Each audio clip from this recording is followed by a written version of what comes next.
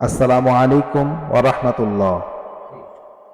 ওয়ালাইকুমুস-সালাম ওয়া রাহমাতুল্লাহ। আপনার নাম কি?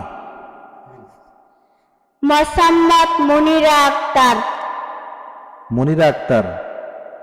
আপনাকে আমি আজকে একটি প্রশ্ন করব। সেটি হলো, আমরা মানুষ দৈনন্দিন নানা রকমের কাজ করে থাকি, আর এই কাজের মধ্যে শরীরের কোনো স্থানে আমরা অনেক আঘাত পেয়ে থাকি, ব্যথা হয়।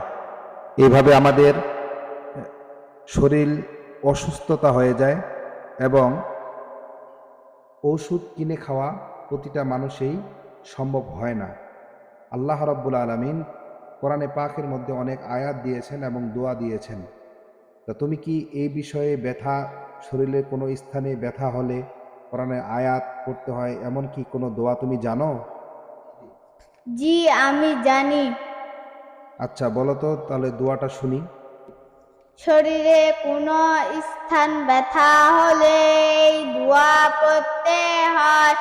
আউযু বিইজ্জাতিল্লাহি ওয়া কুদরাতিহি মিন শাররি মা আজিদু হাযির। মাশা আল্লাহ।